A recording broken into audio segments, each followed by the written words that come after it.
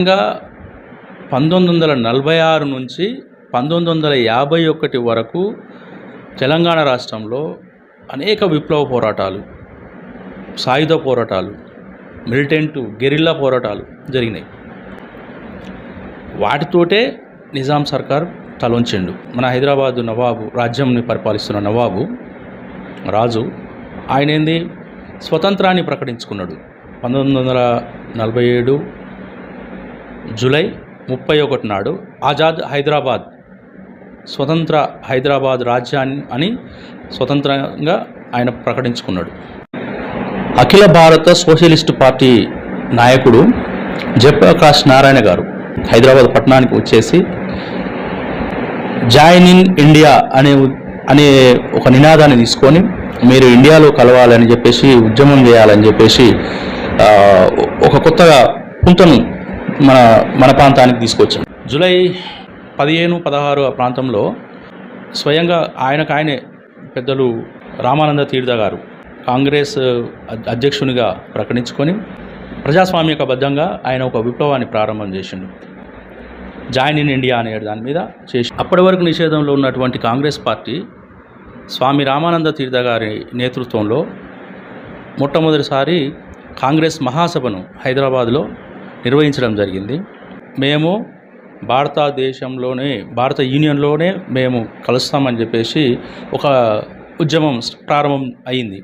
Go back Nizam ఒకటి, join in India ఒకటి, ఈ రెండు మిళితమైనవి. నిజాం సర్కార్కు దిక్కుతోచని పరిస్థితిలోకి వచ్చేసిండు. పాకిస్తాన్లో విలీనమా లేకుంటే స్వతంత్ర రాజ్యంగా ఉండడమా అనేది కొంచెం అప్పుడున్న నిజాం సర్కారు ఆలోచన చేస్తున్నాడు. సర్దార్ వల్లభాయ్ పటేల్ గారు స్టాండ్ స్టిల్ అనే ఒప్పందం, స్టాండ్ స్టిల్ ఇప్పుడు ఎట్లా ఉన్నావో అట్లనే ఒక ఒప్పందాన్ని కుదుర్చుకున్నాడు నిజాం సర్కార్ తోటి. మీరు భారతదేశంలో కలపండి, నిజాం సర్కారు తెలంగాణ ప్రాంతం ఏదైతే ఉందో దాన్ని దేశంలో కలపండి, మీకు ఒక కమ్యూనికేషన్ ప్లస్ విదేశీ రక్షణ విభాగం ఇవి మాత్రము భారతదేశ ఆధీనంలో ఉంటాయి, మిగిలినవన్నీ నువ్వు స్వయం ప్రతిపత్తి నీ ఆధీనంలోనే ఉంటాయని చెప్పేసి సర్దార్ వల్లభాయ్ పటేల్ గారు వారికి సందేశాన్ని ఇచ్చిండు. కానీ దానికి ఆయన తిరస్కరించిండు నిజాం సర్కారు. అక్కడ జూనాగఢ్ అని కూడా ఉంది ఒకటి, రాజస్థాన్లో, గుజరాత్లో జూనాగఢ్ అనే ప్రాంతం కూడా సేమ్ సంస్థానమే. దాన్ని కూడా వాళ్ళు అక్కడ ముస్లిం నవాబే.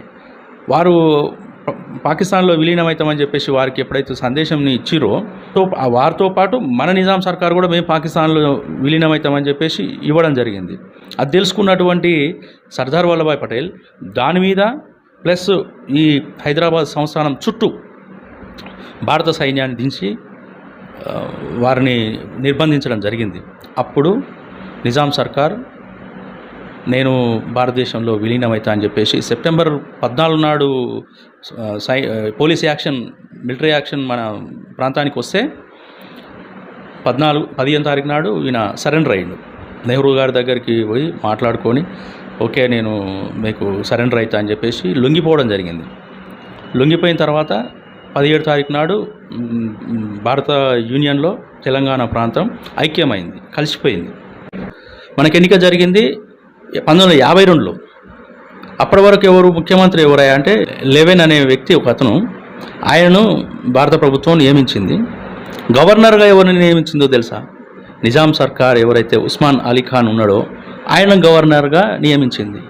తర్వాత కాసిం రిజ్వీ ఆయన ఎన్ని అఘాయిత్యాలు ఆయన చేసిండ్రు, ఆయన ఉరి తీయలేదు, అసలు ఆయన ఏం చేయలేదు. వీరిని ఎలాంటి వీళ్ళ మీద యాక్షన్ తీసుకోలేదు. పైగా ఎవరైతే దొరలు ఉన్నారో, ఎవరైతే ఇప్పుడు నిజాం సర్కార్కు సహకరించినటువంటి ఉద్యోగస్తులు ఉన్నారో వారికి రాజభరణం అని చెప్పేసి దొరలకు కూడా మళ్ళీ అదే పెత్తందారి వ్యవస్థ అదే అప్పగించారు. అది ఎప్పటి వరకు ఎన్టీ రామారావు ముఖ్యమంత్రి అయ్యేంత వరకు అదే పట్వారీ పటేల్ వ్యవస్థ నడిచింది తెలంగాణ ప్రాంతంలో. మరి దాన్ని విలీనం అందామా, విమోచనం అందామా? ఎప్పుడైతే ఎన్టీ రామారావు గారు వచ్చి